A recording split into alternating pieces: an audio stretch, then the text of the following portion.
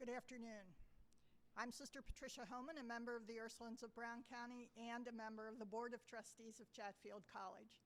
It is my great privilege and pleasure to introduce to you the new president of Chatfield College, the sixth president, Bob Elmore, who you all have known and know works well with us. So we look forward to great things, and I want to introduce Bob.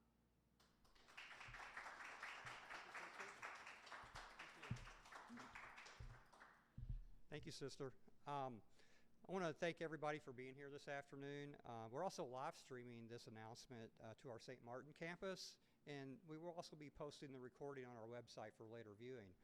I'm honored to be the sixth president in the 48-year history of the college. These are exciting times and challenging times in higher education. There are rapidly changing environments that we operate in that impact everything we do. And so, in keeping with the legacy of the Ursuline Sisters, we must adapt to remain relevant. And so that's the key word, adaptation. We need to expect some disruption as we make adjustments and put our college in the best interest to serve our mission as we can. So I think our success will require your support, participation, and passion. And that's one of the things that you really can't emphasize enough. It's passion and loving to doing what you're doing and really helping our students move forward is what we're all about, and that makes a difference. That's why, Chatfield is a special place, and it's because of that and because of all your efforts and how you get involved and really put your emotions into it that make the difference, and that's what I love about it. When I first came here, I didn't know what to expect. I didn't know a lot about Chatfield 6 years ago.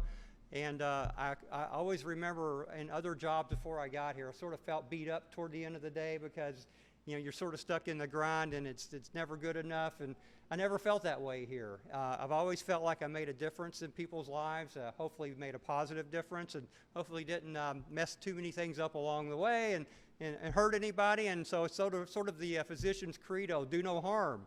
We're here to help people, and so I hope that all you share that enthusiasm and excitement with me, that outlook and that philosophy, and I promise you if you do, we're going to go and do some great things.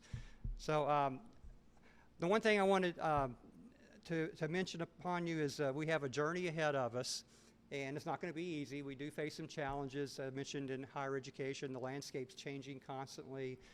We're all trying to keep up with what we're doing. We're trying to keep connected with our students. And so I'm going to rely on the folks that work with our students to give me input and feedback about what direction we need to go in as we make decisions. It really helps inform our decision-making process. So I'll be holding town halls at each campus on a regular basis. It may be 2 to 3 times a year as the schedule dictates, but I think it's important to be transformative and let you know and transparent what it is we're going to be doing and how we're going to do it, and really solicit your input to make it happen. So I've already seen some positive changes since I took over the interim role earlier this year. We put together the retention task force again, fired it up, and I'm pleased to report we don't have the official numbers yet, but we had significant improvement in retention on MELT for this spring term. So it's all a credit to the folks involved in that from the ground up, sitting in those meetings every couple of weeks and hashing out ideas and putting action plans in place and executing on those plans. So those are the types of things that I like to see happen, where we get a consensus of people involved and really get buy-in on it. So it's not top down, it's more bottom up, organic type of improvement. And so thank you for your support. And I want to leave you with one quote before I close out. In the words of St. Angela Merici, do something, get moving, be confident,